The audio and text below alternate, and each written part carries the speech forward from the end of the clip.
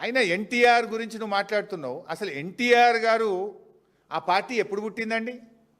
రాహుల్ గాంధీ మన ముఖ్యమంత్రి అంజయ్ గారిని రాజీవ్ గాంధీ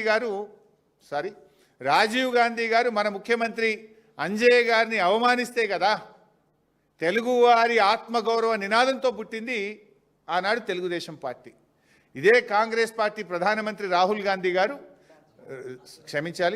గాంధీ గారు మన ముఖ్యమంత్రి అంజయ్ గారిని అవమానిస్తే ఆ రోజు తెలుగుదేశం పార్టీ పుట్టింది. తెలుగుదేశం పుట్టుకనే కాంగ్రెస్ వ్యతిరేకంగా. ఎన్టీఆర్ గారు ఆనాడు కాంగ్రెస్ పార్టీకి వ్యతిరేకంగా జాతీయ స్థాయిలో నేషనల్ ఫ్రంట్ నెలకొల్పిండు కదా.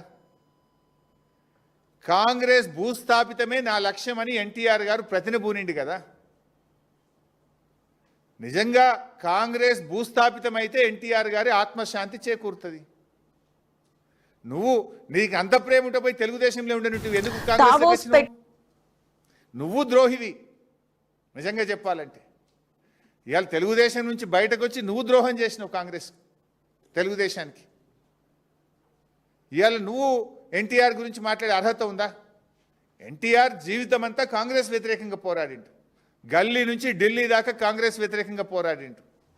ఆ ఎన్టీఆర్ గారు ఎప్పుడు ఆత్మశాంతి చేకూరుతుందంటే కాంగ్రెస్ ఈ రాష్ట్రంలో భూస్థాపితమైతే ఎన్టీఆర్ గారి మనశ్శాంతి జరుగుతుంది. సో ఇప్పటికైనా నువ్వు ఏది పడుతుంది, ఎక్కడ పోతే ఏ రోడ్డు కాడ ఖమ్మంలో పోతే ఏదో 4 ఓట్లు వస్తాయని చెప్పి తెలుగుదేశం జెండాలతో నువ్వు మీటింగ్లో మాట్లాడుతున్నావు.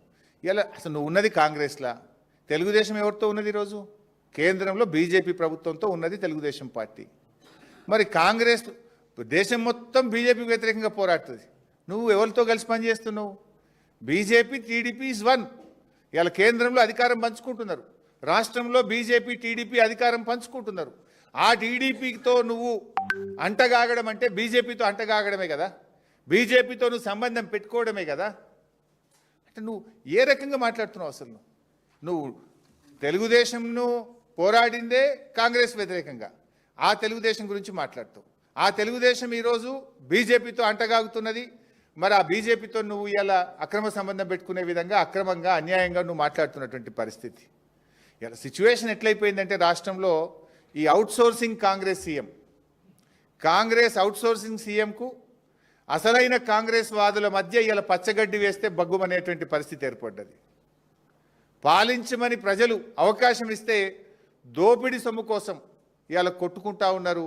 ఇలా ప్రజలను, ఈ రాష్ట్రాన్ని, పాలనను గాలికి వదిలేసినటువంటి పరిస్థితి ఉంది. సో మళ్ళీ మేము ఫైనల్గా డిమాండ్ చేసేది ఒక్కటే, భట్టి గారు 9 టెండర్లు రద్దు చేశారు, సంతోషం. మరి ఏ విధానం కోసం మీరు రద్దు చేశారు? సైట్ విజిట్ సర్టిఫికేట్ అనే విధానం తప్పు అనే దాని మీద మీరు రద్దు చేసిండ్రు. ఆ విధానంతో ఇప్పటికీ 6 టెండర్లు జరిగినాయి, 6 కూడా ప్లస్ టెండర్లు అయినాయి. అన్ని టెండర్లు రద్దు చేయండి, సైట్ విజిట్ సర్టిఫికేట్ను రద్దు చేయండి, మొత్తం వ్యవహారం మీద వెంటనే సిబిఐ విచారణకు ఆదేశించాలని నేను కేంద్ర మంత్రి కిషన్ రెడ్డి గారిని డిమాండ్ చేస్తా ఉన్నాను. Thank you.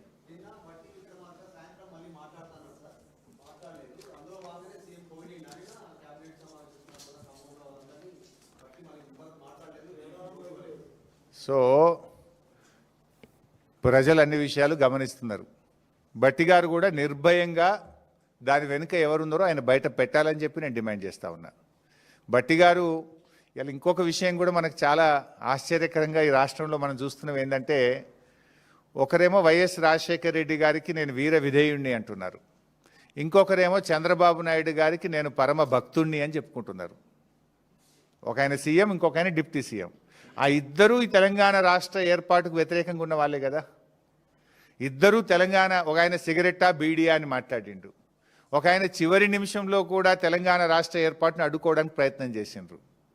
సో ప్రజలు అన్ని విషయాలు కూడా గమనిస్తూ ఉన్నారు.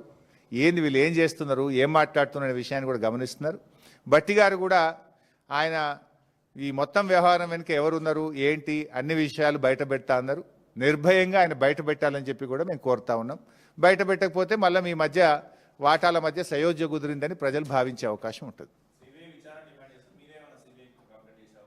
తప్పకుండా ఈ అన్ని విషయాలను సిబిఐకి అవసరమైతే హైకోర్టుకు కూడా వెళ్ళి హైకోర్టు ద్వారా కూడా లీగల్గా కూడా మేము బీఆర్ఎస్ పార్టీ ముందుకు వెళ్తుంది.